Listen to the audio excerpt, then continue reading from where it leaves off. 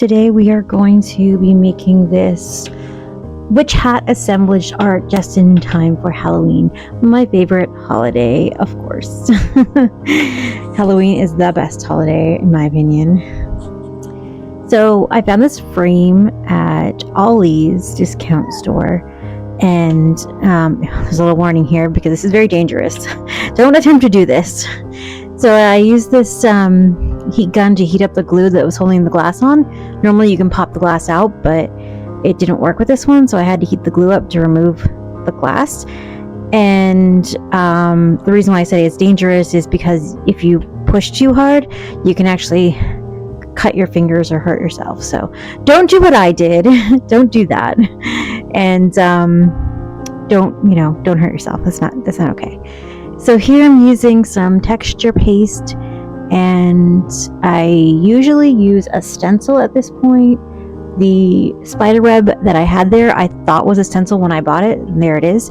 It is not a spider web stencil. It's like, I don't actually know what it is, but I was hoping it would make the texture on the canvas. It did not very well. So then I just used my palette knife to kind of go over the lines a little bit better to try and make them a little more spider webby. Usually stencils work really well, but since it wasn't a stencil, when I pulled it off the canvas, it just kind of didn't make a good impression on it. So there's that. And this is sped up pretty quick because it was probably just like a half an hour of me painting this canvas. So I didn't want to bore you. So this is sped up times like 25 or something like that. And I actually have to go through two different stages of painting it. Sorry, my cat is making all kinds of crazy noises over here and he's distracting me. I had to go through two stages of painting it because it needed two different coats, which is kind of hard to tell in the picture here. Here I'm just rubbing off the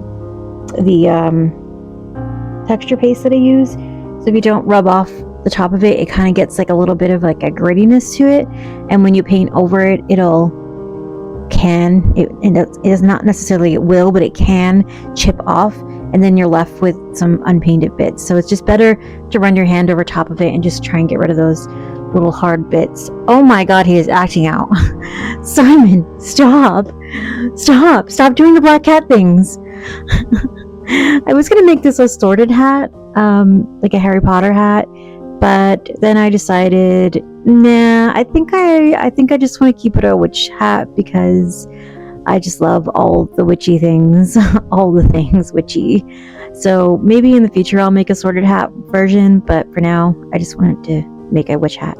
Oh, this happened. So let me see if you can see it here.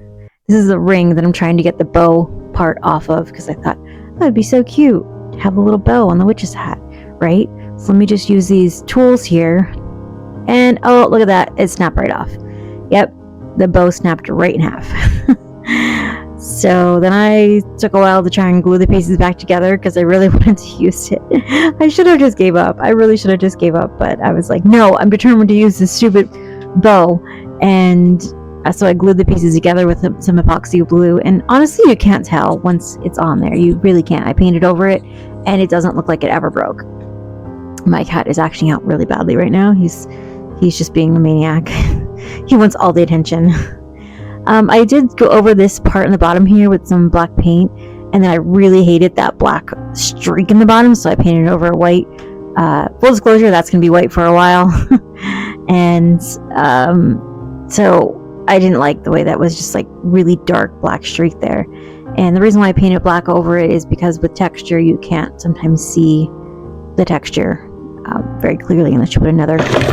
Oh my god, my cat just jumped all over my thing, and now I can't see. Oh my gosh, Simon, you are a menace. You are a menace. Goodness me, now he's knocking everything off my desk. Oh goodness, Simon, my love, what is your deal? Why? You just want my attention? You got it, Betty. You got it, babe. Black cats, I tell you, they're a breed of their own. Oh god, he weighs so much. Okay, buddy, there you go. These are all little gemstones that my friend gave me, and I'm just putting them on there. They're like flat-backed pieces, and I just use an epoxy glue to put them down. and you have to kind of work kind of quick so the epoxy doesn't set in the meantime. But it's really hard finding all the shapes to fit the shape that you're doing. But I think it ended up really looking really cool in the end. Here. Oh god, he finally calmed down. Finally, that piece is now being covered up with more red. I really disliked it, and I was like, oh, I need to fix it. I just need to fix it. So I think it needed 2 coats of the red, but it's now fixed. And we had to wait for that to dry a little bit there. So in the meantime, I found this little spider, and I was like, oh, I want this spider on here. And it was like a charm, so I cut off the top of the charm. And then I put the spider on, and I was like, it looks kind of like out of place. Like it looks like it needs more. So I don't know how I could tell you that I thought it needed more. It's just an artist thing. So when you're doing a painting and you're like, I feel like this is done, or I feel like it needs more, just go with your instincts. Here I'm just cutting off the excess canvas. It's always better to go a little bit bigger than what you think you need, because you can always cut away more, but if you cut away too much, you can't just reattach it. So you'll see here I actually do cut off a little bit more. And then I glue it to the back of the inside back of the frame that I'm using. And since it doesn't come off of the frame exterior, this was actually really difficult, but it's not too bad. I figured it out. And I used a Mod Podge glue to Mod Podge it down. I don't use the epoxy glue because it can sometimes cause like wrinkles in the painting.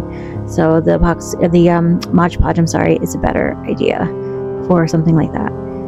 So I couldn't get it to close, and so these little things that I'm pulling out here are the little metal pieces that hold the glass in. And I was like, oh, I'll just take out the ones that are sticking up. And I took out like 1 or 2 that were sticking up and tried to close it, and still didn't close. So then I was like, I have to take them all out. So I sat here taking all of these little tabbies out that hold the glass in, and just kind of yanked on them. They come out pretty easily. It's just like an epoxy frame, so it just it did come out. And so then I did a top coat on it, and the reason I did the top coat before I added the flowers was because if you are using styrofoam flowers like I was, and you add a top coat, it's gonna 9 times out of 10 eat away your styrofoam. So if you're going to use any styrofoam parts on your paintings, make sure you put your top coat on before then, and then add the styrofoam later. Oh gosh, he's back. The menace is back. He's back for more. So these are these beautiful black styrofoamy like flowers, and then as you just saw there, it's like a little pentagram which I make, and I painted that black and then added that with a little red gemstone in the middle. Just add a little extra oomph to it. And I think after I added all these things and some little red gems, I was quite happy with it. I like the way it turned out. And again, like, I just get this feeling like this is complete now, and I like it, and I'm done.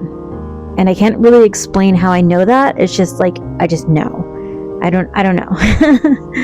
So here's the finished product, and you can see all of the sparkly gems. And I hope you liked it. I'll see you soon. Stay spooky, my friend.